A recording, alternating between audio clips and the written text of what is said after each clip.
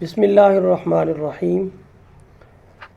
Dear students, पिछले lecture में हम कंडीशनल सेंटेंसेस के बारे में पढ़ चुके हैं और हमने ये भी देखा कि ज़ीरो कंडीशनल सेंटेंस क्या होता है। कंडीशनल सेंटेंसेस ऐसे सेंटेंसेस होते हैं जिनमें अमूमन दो पार्ट्स होते हैं और एक पार्ट में किसी कंडीशन या शर्त का जिक्र होता है और दूसरे हिस्से में उस कंडीशन के नतीजे में होने वाले काम का जिक्र होता है। आज हम पढ़ रहे हैं फर्स्ट कंडीशनल सेंटेंस। सबसे पहले आप ये जुमला देखें कि अगर वो साथ आता है तो मैं लाहौर जाऊंगा। आप इसको यूँ भी कह सकते हैं कि अगर वो साथ आएगा तो मैं लाहौर जाऊंगा।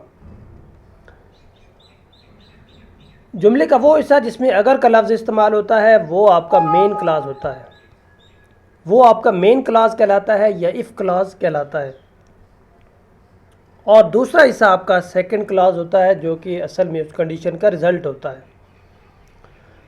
जुमला बनाने का तरीका ये है कि सबसे पहले आप इफ़ का इस्तेमाल करते हैं, उसके बाद इस सेंटेंस के पहले हिस्से में सिंपल प्रेजेंट टेंस इस्तेमाल होता है और जुमले के दूसरे हिस्से में सिंपल फ्यूचर टेंस इस्तेमाल होता है। अगर हम इस ऊपर वाले जुमले को इंग्लिश में तब्दील करें तो ये बनेगा, if he comes along with me I shall go to Lahore.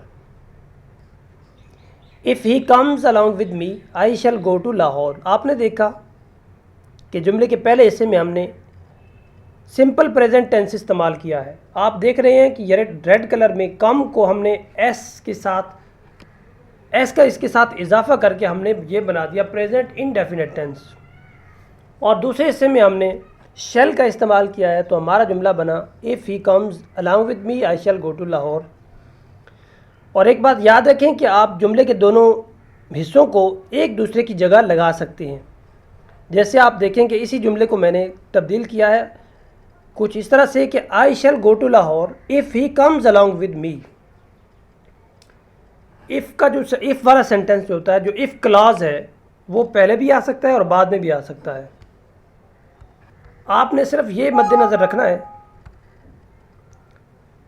कि एक हिस्से में प्रेजेंट इंडेफिनिट टेंस इस्तेमाल होगा और दूसरे में सिंपल फ्यूचर टेंस इस्तेमाल करेंगे। अब हम इसी कंडीशन के मज़ीद दो जुमले देख लेते हैं।